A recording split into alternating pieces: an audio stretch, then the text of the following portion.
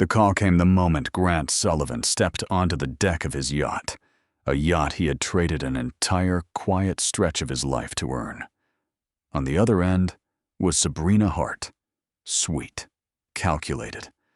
She congratulated her ex-husband on his success, then eased the conversation somewhere else. She wanted to meet him, to talk about her share. Grant did not argue. He hung up in silence, walked below deck, and called his lawyer right away. Sabrina had no idea. One careless word had just cracked open a secret she had buried for years. One she never thought would come back to haunt her. Grant Sullivan had not always been a man who owned yachts. 10 years earlier, he wore steel-toed boots to job sites and carried blueprints rolled under his arm, calculating load-bearing walls for buildings that would never carry his name. He was a structural engineer, by training the kind of man who trusted numbers more than promises, who believed a foundation either held or it did not, with no room for opinion in between. When he left that world behind for real estate investment, most people around him assumed it was a midlife detour, a man chasing a dream that would collapse under its own weight within a year. Grant never corrected them. He simply kept working quietly the way he always had, treating every skeptical glance as one more calculation he did not need to explain. His marriage to Sabrina Hart had ended long before either of them said the words out loud. Sabrina came from a world of appearances where success was measured by what could be seen from the outside, by the car in the driveway, and the address on the mailbox rather than the numbers hidden in a bank account. Grant's ambition to her looked too slow and too uncertain, built on projects that took years to prove themselves and offered no guarantee they ever would. She wanted a life that photographed well, one she could point to and say, "This is what we built." And Grant, with his worn work boots and unfinished projects, did not fit the picture she had spent years constructing in her mind. When she finally left, she took almost everything they owned together. The furniture, the better of their 2 cars, the savings they had built during the early years of the marriage. She left Grant with a half-finished real estate project on the edge of town, a building everyone assumed was worthless, purchased for far too much, and abandoned halfway through renovation when the previous contractor ran out of money and interest at the same time. Sabrina told her friends it was the fairest outcome she could have hoped for, walking away from a marriage that had stopped moving forward years earlier, taking the parts of their life that still had value and leaving behind the parts that did not. Nobody blamed Sabrina for walking away with the better end of the deal. Even Grant's own family thought he had been left holding nothing but a burden, disguised as an investment, a mistake, dressed up as an opportunity. His mother in particular worried aloud that he was letting pride keep him from admitting the marriage and the property were both lost causes that a man his age should be building towards stability rather than gambling on a building nobody else wanted. Grant never argued the point with her either. He simply moved into a small rented apartment on the other side of town, kept driving his old pickup truck long after it needed replacing, and returned to the crumbling property every weekend with a toolbox and a set of calculations only he seemed to believe in. There was no dramatic declaration in those early months, no promise to prove anyone wrong. There was only the quiet, mechanical persistence of a man who had spent his entire career building things nobody could see the value of yet. He worked alone most weekends, sometimes late into the night, breaking an impossible problem down into smaller pieces until it stopped feeling impossible. 18 months passed before the numbers started to move in his favor. The property, once considered a mistake, became the anchor of a small portfolio that grew faster than even Grant expected, each new investment funded by the profits of the last each decision, made with the same careful patience he had once reserved for engineering calculations. He reinvested almost everything avoided attention and let the results speak through private bank statements rather than public declarations, never once mentioning his growing success to the family members who had quietly written him off. By the time a local business magazine ran a short profile on his unexpected success, Grant had already become a millionaire several times over, though almost nobody in his old circle knew it. The one indulgence he allowed himself after years of quiet discipline was the yacht, a reward not for the money itself, but for the years spent being underestimated by nearly everyone around him. He remembered standing on the deck for the first time, running his hand along the railing, thinking of nothing in particular, except the quiet satisfaction of having built something without anyone's permission or approval. It felt less like a celebration and more like a private acknowledgement, a moment he allowed himself without needing anyone else to witness it. He kept the yacht modest by the standards of men with similar wealth, another decision that reflected who he had always been, rather than who he had suddenly become. It was this same deck, months later, where the phone rang, and Sabrina Hart's name appeared on the screen. Grant stared at it for a moment before answering, curious more than nervous.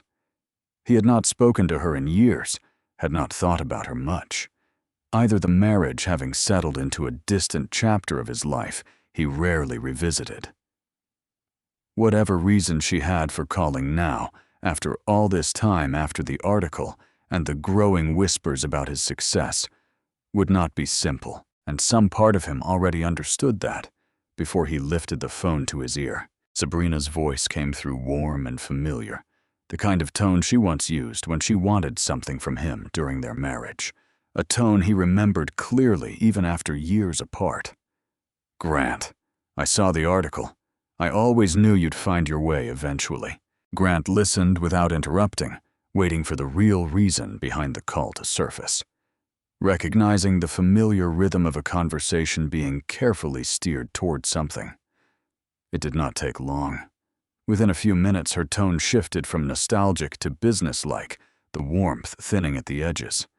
"I think we should sit down and talk about my share of everything you've built. It's only fair, considering what we started together." Grant did not raise his voice. He did not remind her of the property she had dismissed as worthless the day she signed the divorce papers, or the years he spent rebuilding it alone, while she moved on with her new life and her new circle of friends. "I'll have my attorney reach out to you," he said, and ended the call before she could say anything else. The silence on the yacht afterward felt heavier than before, not because he was afraid of her claim, but because he understood exactly what kind of fight was about to begin, and how little either of them still knew about the other. He walked below deck and dialed his lawyer without hesitation, without giving himself time to second-guess the decision or soften his own resolve. Olivia Bennett had represented Grant in smaller matters before, mostly contracts and property disputes tied to his growing portfolio. Nothing as personal or as complicated as what he was about to describe to her. "She wants a share," Grant said once Olivia picked up, "of everything." She called it fair. "Was the property acquired before or during the marriage?" Olivia asked. "During. Barely worth anything at the time." Olivia was quiet for a moment on the other end of the line, then explained that Sabrina's claim, while aggressive and clearly opportunistic, was not entirely without legal footing. The value increase happened after the divorce, built entirely through Grant's individual effort, but the origin of the asset complicated things in ways that mattered in a courtroom, regardless of how unfair that felt to the man who had done all the work. Within 2 weeks, Sabrina's attorney filed a formal claim demanding a share of the appreciated value of Grant's real estate portfolio, framing the request in careful legal language that made it sound almost reasonable on paper. Olivia read through the filing twice before calling Grant in for a strategy session, her expression measured but serious as she walked him through what the document actually meant. She explained that on paper, the claim was not as reckless as it sounded to someone standing outside the legal system. A court could reasonably ask whether the appreciation belonged only to Grant, or partly to a foundation both of them had once shared, simply because both of their names had appeared on the original purchase agreement all those years ago. Grant understood, sitting across from her, that legal reality did not always align with personal truth, that a courtroom cared more about documents than memory. He had rebuilt that property alone, weekend after weekend, sacrificing evenings and relationships and rest, while Sabrina built an entirely separate life with someone else far from the dust and uncertainty of an unfinished building. But proving that distinction in a courtroom required more than memory or resentment. It required documents, timelines, and evidence strong enough to override the simple fact that both their names had once been tied to the same piece of paper. Olivia asked him to gather everything from the original purchase period forward. Every contract, every account statement, anything that might help draw a clear line between what existed before the divorce and what he built after it, entirely alone. Grant spent the following days in his kitchen sorting through old storage boxes, work he had not touched since the divorce work he had quietly avoided because it meant returning to a version of his life he preferred not to remember in detail. Folders filled with tax records, closed account statements, and paperwork neither of them had needed in years sat stacked around him on the kitchen table, smelling faintly of dust and time.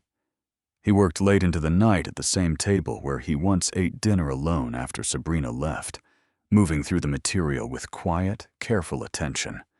There was no anger in it, only the focus of a man used to finding the one detail that mattered inside a stack of things that did not. It was during one of these nights that he found a folder he did not remember keeping, pushed to the back of an old filing box, mixed in among paperwork from a joint account he and Sabrina had closed shortly before the divorce was finalized. Inside were printed emails and bank statements that seemed disconnected from anything he had been searching for, forgotten pages that had somehow survived years of moving and sorting and starting over. He almost set the folder aside, assuming it was outdated and irrelevant, another leftover from a marriage that no longer needed explaining. Something about the dates caught his attention before he could close it. The transactions inside were dated months before Sabrina had ever filed for divorce. He spread the papers across the table, reading them slowly, looking for anything out of place. The transactions were small, almost unnoticeable individually transfers of a few $100s here and there out of their joint account into an account he did not recognize. What stood out was the consistency.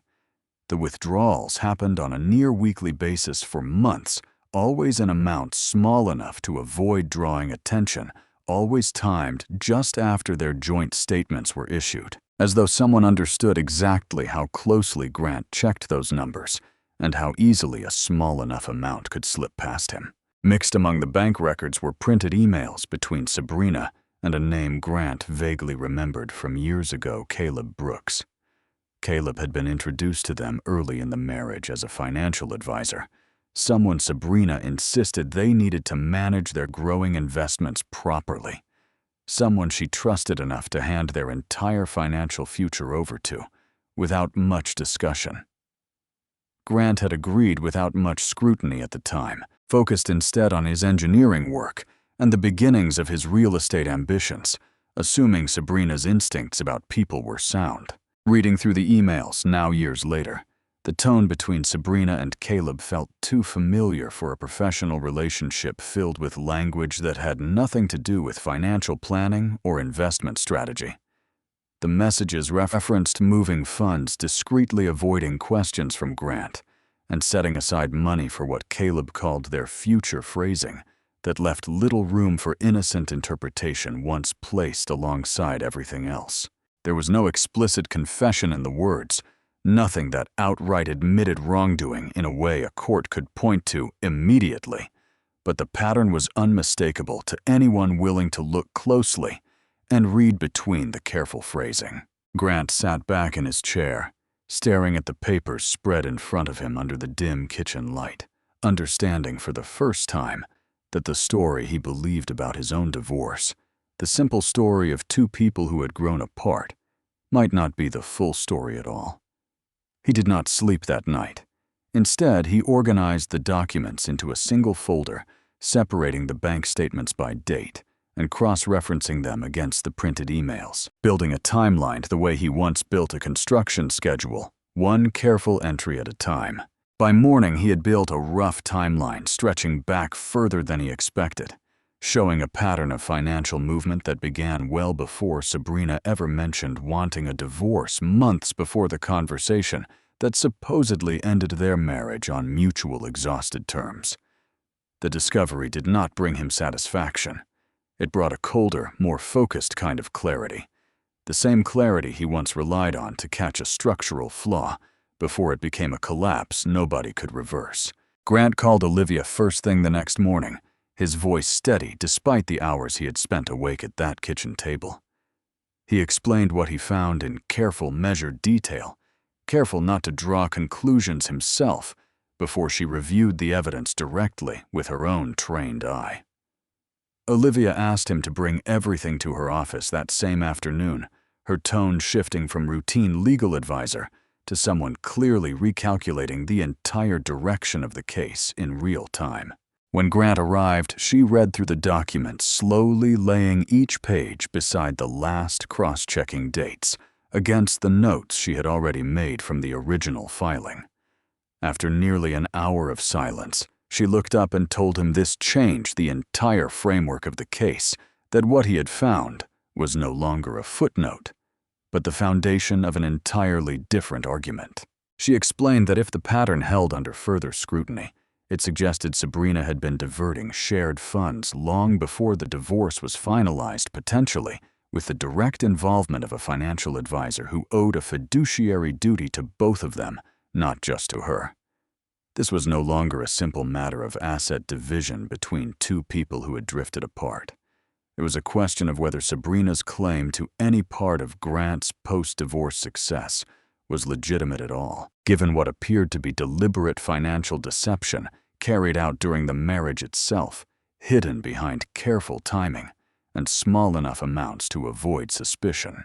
Grant sat across from her, absorbing the weight of what she was saying, feeling the ground shift beneath a version of his past he had accepted without question for years. Part of him wanted to end this quickly, to offer Sabrina a settlement, just large enough to make her disappear from his life, permanently sparing himself the exhaustion and exposure of dragging his failed marriage through a courtroom. Another part of him, the same part that once refused to walk away from an unfinished property everyone told him to abandon, wanted answers instead. He wanted to understand exactly how long this had been going on, and how much of what he believed about his own marriage had been quietly built on something false. Olivia laid out both paths clearly, without pushing him toward either one. A quiet settlement would end things faster, cost less, and leave the truth buried along with the folder he had almost overlooked. A deeper investigation would take longer, cost more, and expose him to months of legal exhaustion, but it might expose everything Sabrina had spent years hiding from him and from everyone else. Grant looked at the documents one more time. The small transfers, the careful timing, the language written to sound harmless to anyone not looking closely enough to notice the pattern underneath it. He finally spoke, his voice quiet, but certain, carrying none of the hesitation he had felt walking into her office that afternoon. He told her he did not want a quiet ending. He wanted the full truth, regardless of how long it took or what it cost him personally, regardless of how much of his own past he would have to relive to get there. Olivia nodded, already reaching for a legal pad, to begin outlining the next steps of what was about to become a much larger case than either of them had expected that morning. Whatever came next, Grant was not walking away until he understood everything. Olivia began the deeper investigation by requesting Grant's full authorization to subpoena financial records, tied not only to the joint account he once shared with Sabrina, but to Caleb Brooks's professional accounts as well, given his role as their advisor during the years the transfers had taken place. Grant signed the paperwork without hesitation, without asking her to walk him through the implications a second time. He understood this meant the case would take months rather than weeks. That discovery of this scale rarely moved quickly through the courts. But the folder he found had already answered the only question that mattered to him personally.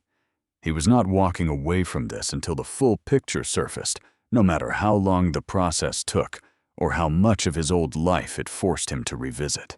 The subpoenaed records arrived in stages over the following weeks, each new batch expanding the timeline Grant and Olivia had already begun to build from the documents he found at his kitchen table.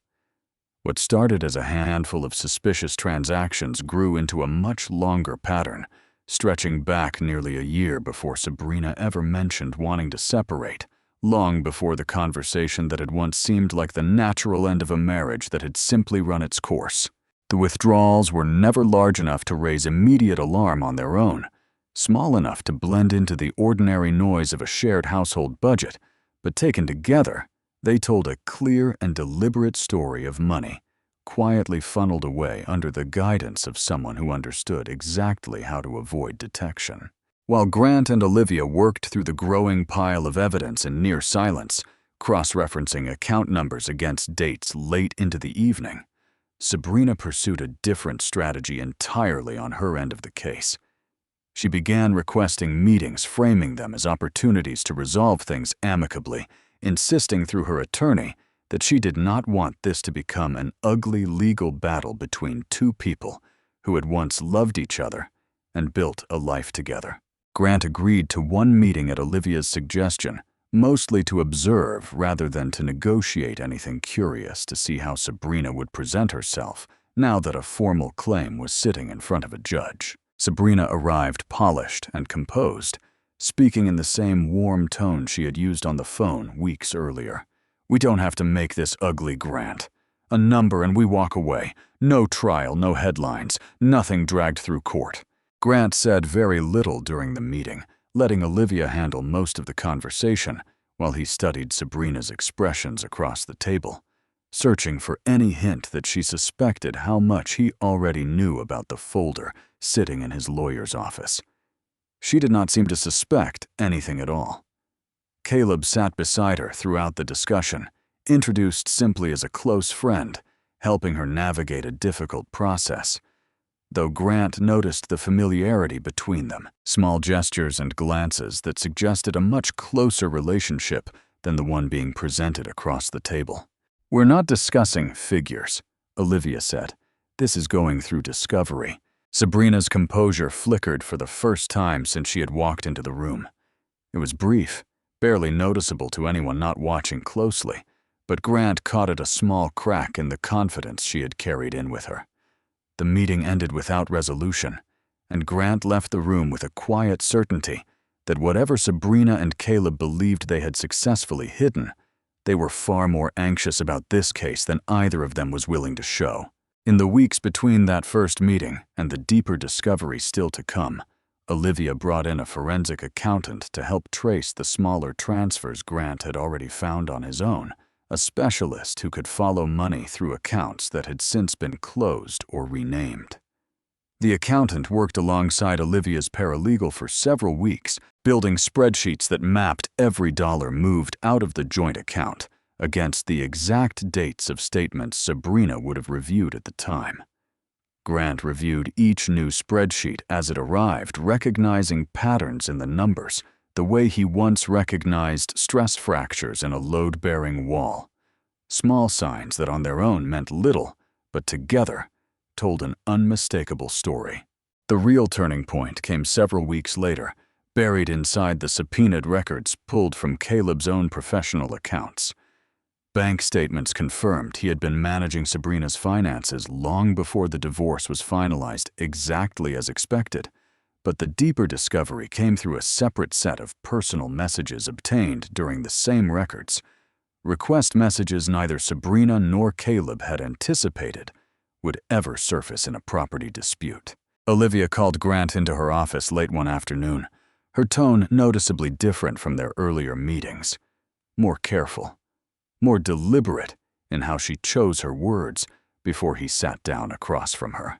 She told him the messages between Sabrina and Caleb went far beyond financial planning or professional correspondence. "They were involved," Olivia said, "while he was still managing your money.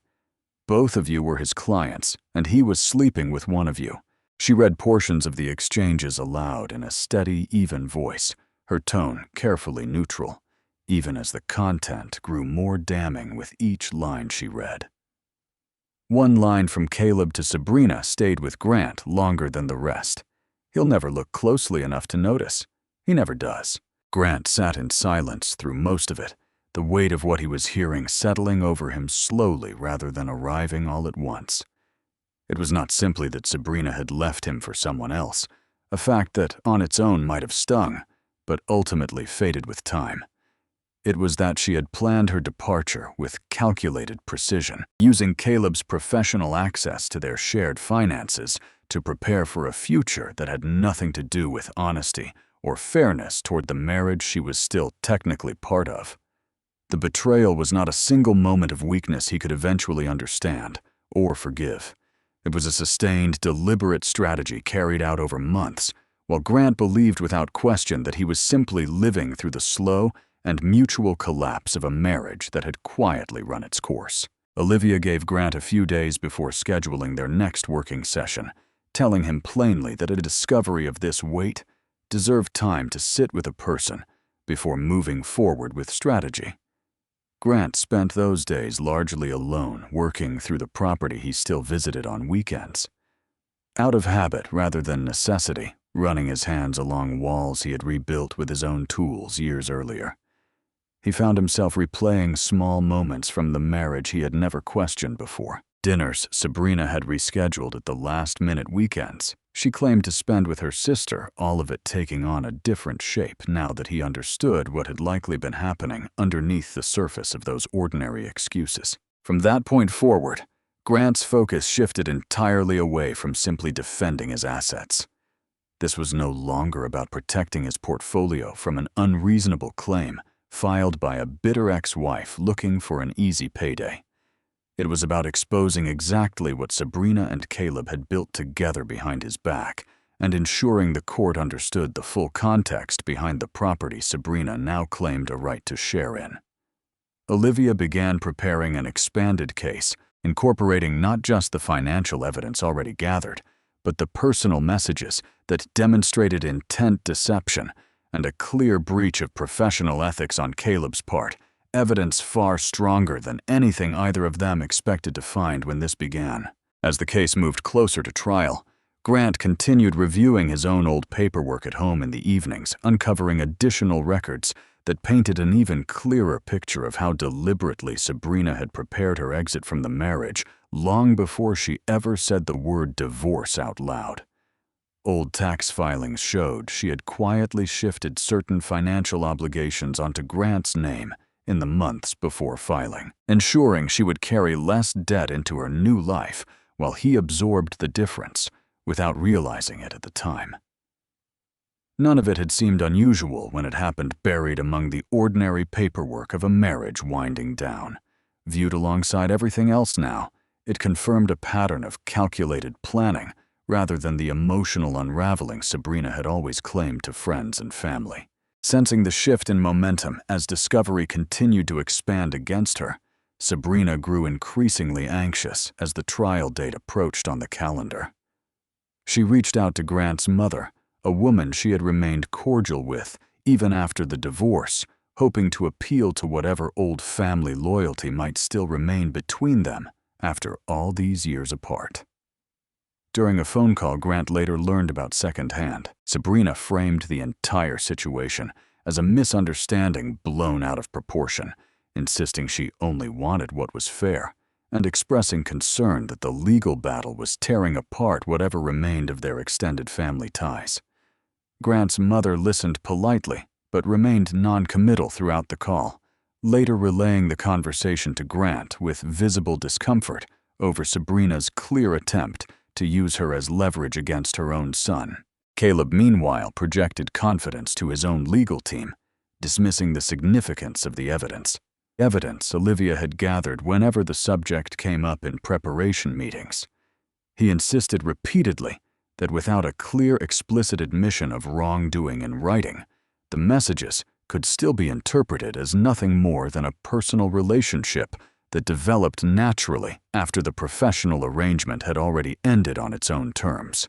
Both he and Sabrina continued operating under the assumption that Grant, faced with the mounting cost and public exposure of a full trial, would eventually choose to settle quietly rather than risk airing the private details of his failed marriage in open court for anyone to hear. Grant gave them no indication otherwise in the weeks leading up to the trial, allowing Olivia to finish building the case without any interference or early warning from the opposing side. In the final days before the trial, Olivia walked Grant through every piece of evidence one last time, rehearsing the order in which she planned to present it, and preparing him for questions the opposing attorney might raise on cross-examination.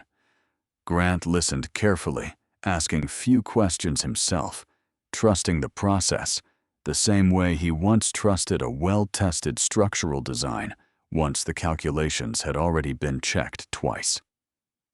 On the night before the trial, he sat alone on the yacht for a long while, thinking not about winning or losing, but about how strange it felt that a folder nearly left forgotten in a storage box had led him here.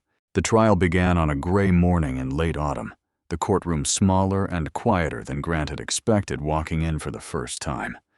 Sabrina's attorney opened with a confident argument framing the case as a straightforward matter of marital property rights, insisting that Sabrina deserved a fair portion of the value the real estate project had gained after the divorce, given its origins during the marriage itself. The argument was polished and clearly rehearsed, designed to appeal to a simple, sympathetic narrative that any judge might find reasonable on the surface. For a moment, sitting beside Olivia at the defense table, Grant felt the same uncertainty he remembered from years earlier, watching a project everyone believed was worthless and wondering if only briefly whether his judgment had somehow been wrong all along. Then Olivia stood, and the tone of the courtroom shifted entirely. She presented the evidence in careful order, beginning with the pattern of financial transfers Sabrina made in the months before filing for divorce. Each transaction cross-referenced against dates and account records that left little room for alternative explanation or reasonable doubt. She followed with the personal messages between Sabrina and Caleb, reading carefully selected excerpts that demonstrated both the timeline of their relationship and the deliberate effort to conceal it. While Caleb continued managing shared finances, he had no business managing under those circumstances. The courtroom remained silent as each piece of evidence built steadily upon the last, the weight of the case shifting visibly with every new document entered into the record. Olivia closed her presentation by addressing the ethical violation directly and without hesitation, explaining that Caleb Brooks had used his professional position to facilitate the concealment of assets, while simultaneously pursuing a personal relationship with his own client. A clear conflict of interest that undermined the very foundation of Sabrina's claim from the beginning. She reminded the court that the appreciation in the property's value came entirely from Grant's individual effort after the divorce was finalized, effort undertaken while Sabrina and Caleb were already quietly building a separate future together, funded in part by money diverted from the marriage itself without Grant's knowledge or consent. Sabrina's expression shifted visibly as the evidence continued to mount against her, the composed confidence she carried in that morning, slowly dissolving into something closer to open panic by the afternoon. Caleb sat rigid beside her at the plaintiff's table, his earlier certainty nowhere to be found on his face. Their attorney attempted several objections throughout the presentation, but the documentation was too precise, too clearly time-stamped and cross-verified to be dismissed as speculation or simple misunderstanding. By the time Olivia finished presenting that final set of records late in the afternoon, it was clear to everyone in the courtroom that the narrative Sabrina had built the story of a wronged ex-wife simply seeking her fair share of a marriage's shared success had completely collapsed under the weight of what had actually happened.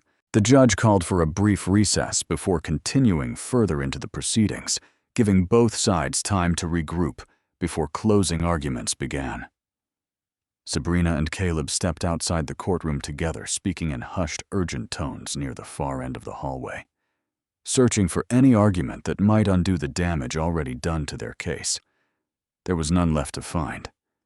The evidence was too complete, too methodically assembled over months of careful work. to leave any real room for reinterpretation in their favor.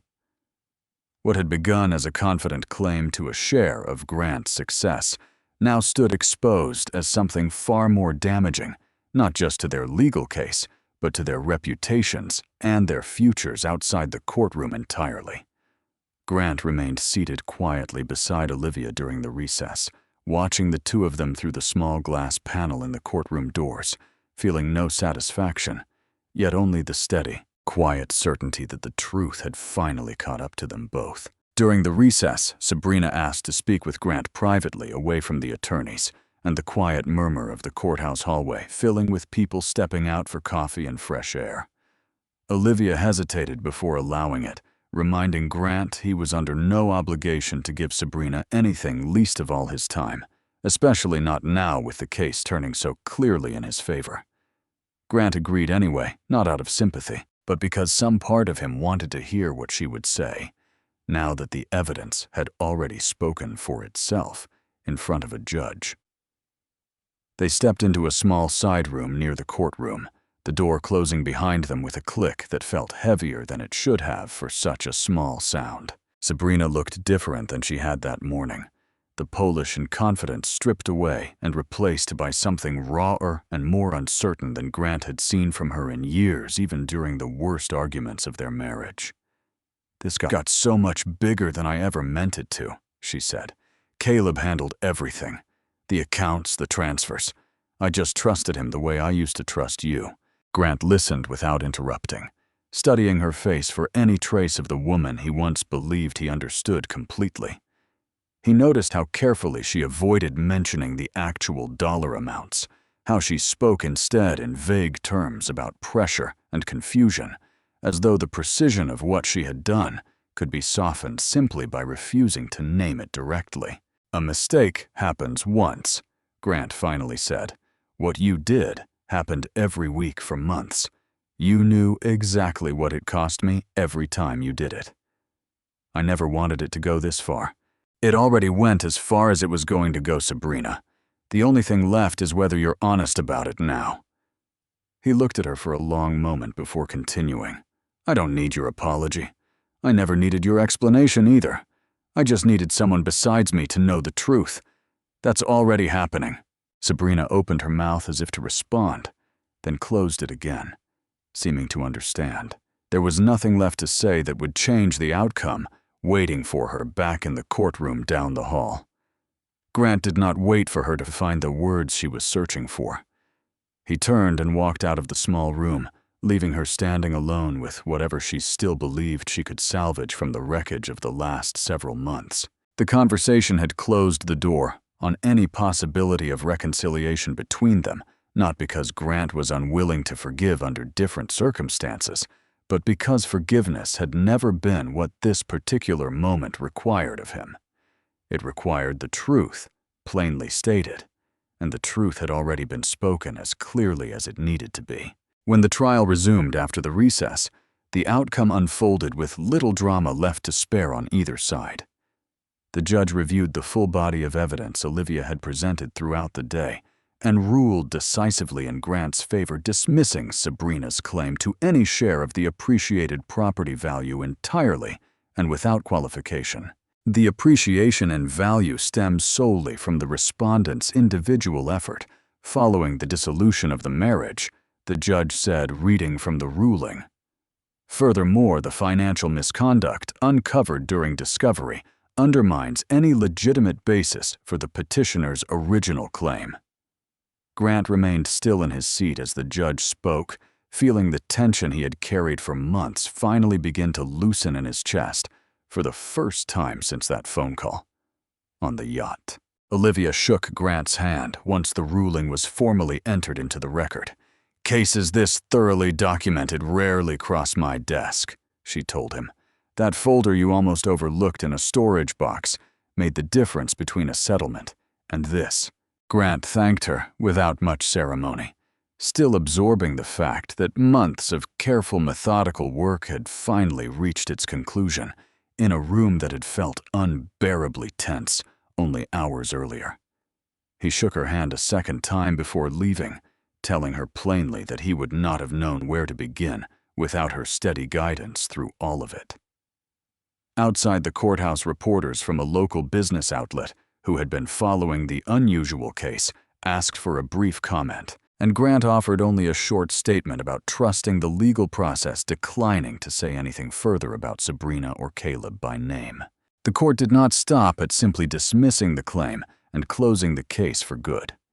Given the scale and clarity of the financial misconduct uncovered during discovery, the judge ordered the relevant records forwarded to the appropriate regulatory authorities for further investigation into Caleb's professional conduct. Caleb's role as a financial advisor who had knowingly diverted funds from a client while concealing a personal relationship with her placed him squarely at the center of that inquiry, one that neither he nor Sabrina had anticipated extending beyond the civil case itself.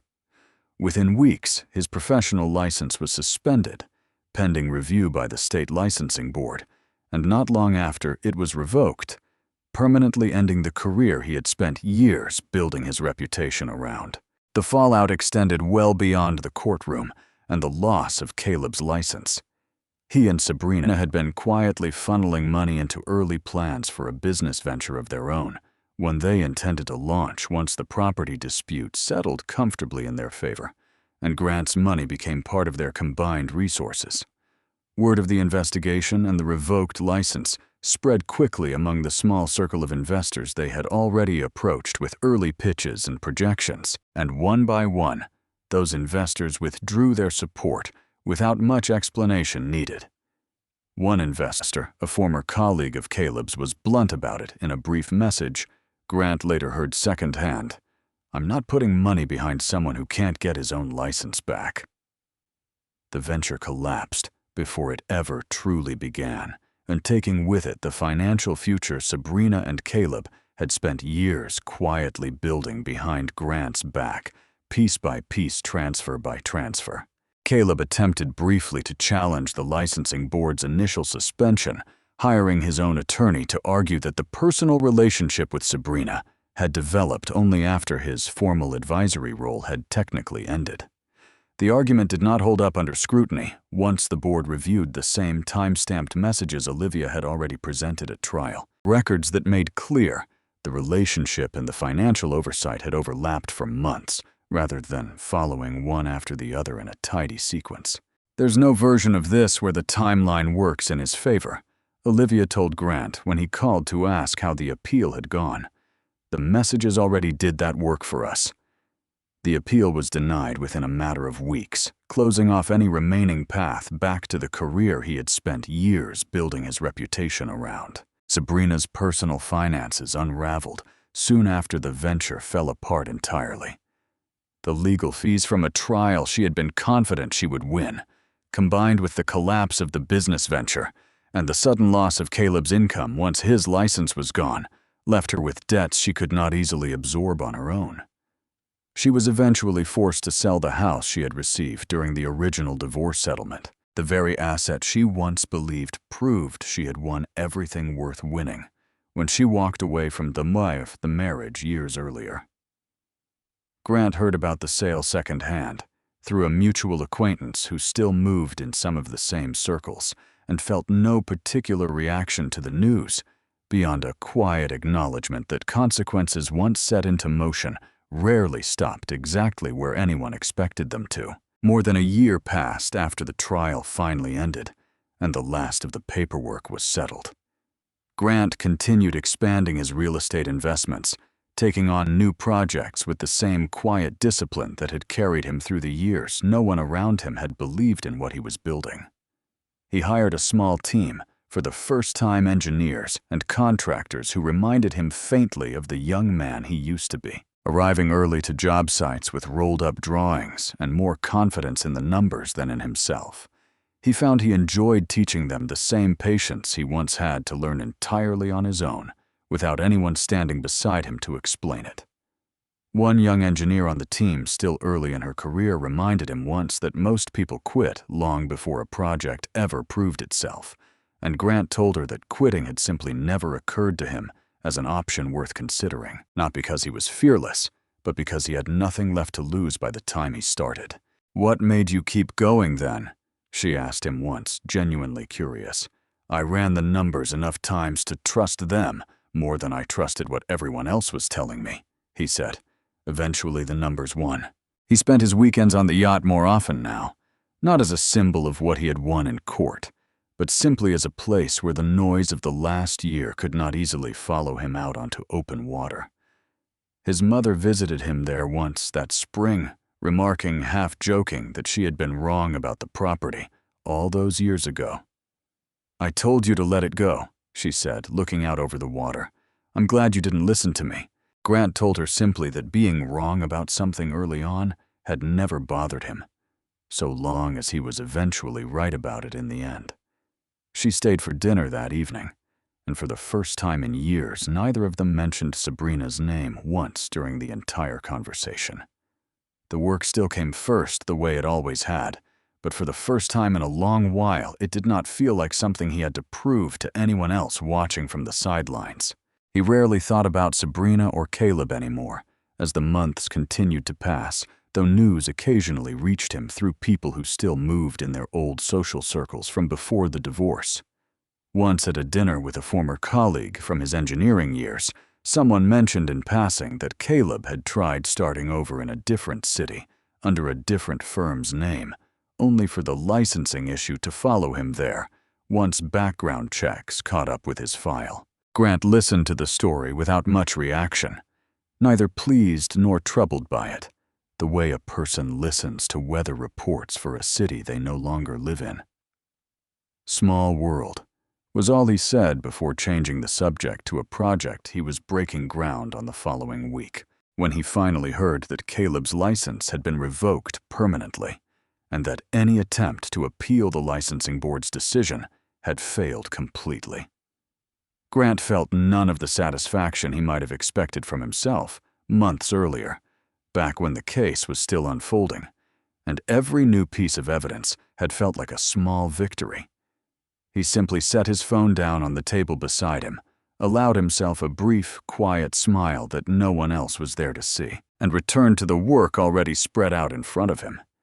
He no longer needed revenge if he ever truly had needed it in the first place. Justice, in its own slow and thorough way, had already finished the job entirely on its own, without requiring anything further from him. Standing on the deck of the yacht one evening, watching the water settle into stillness as the sun dropped slowly below the horizon, Grant found himself thinking back to the man he had been 10 years earlier, the one nearly everyone around him assumed would never amount to much more than an unfinished project and a failed marriage he could not quite let go of. He did not think of that man with bitterness or regret. He thought of him the way he once thought of an early blueprint, rough and unfinished in places, but built on principles that had eventually proven sound, once given enough time to be tested properly. He remembered briefly the exact words Sabrina had used on the phone that first afternoon on the yacht, the practiced warmth in her voice before she asked for what she believed was owed to her. He no longer felt anything sharp when he thought of it now. No anger, no satisfaction, only the distance of something that had happened to a different version of himself, one who had not yet found the folder or understood the full shape of what he was standing in the middle of. Success, he understood now more clearly than he ever had before, was never about taking what belonged to someone else. It was about the years spent quietly proving what could be built with nothing but patience, discipline, and the refusal to give up on something everyone else had already written off as a lost cause. Greed, he thought, could open a door faster than honesty ever could, offering a shortcut that looked tempting from the outside looking in. But it was never built to last behind that door, not the way something built slowly and honestly could last. He thought of Sabrina's house sold to cover debts she never expected to owe, and of Caleb's name quietly erased from a profession he had once been proud of, and felt no need to dwell on either one for longer than the thought itself lasted. Their story had simply reached its own conclusion, the way every shortcut eventually does, regardless of how far it managed to travel before running out of road. Only the deliberate, patient work of building something real, one decision at a time, one weekend at a time, carried a person all the way to the end without collapsing under its own weight eventually. Grant turned away from the railing and walked back toward the cabin, leaving the last light of the day behind him on the water, carrying nothing forward from the past year, except the quiet certainty that he had chosen the harder path when it mattered most, and that it had been the right one all along, regardless of what it had cost him to get there. Behind him, the water stayed still and dark, holding nothing of the storm that had passed through his life the year before.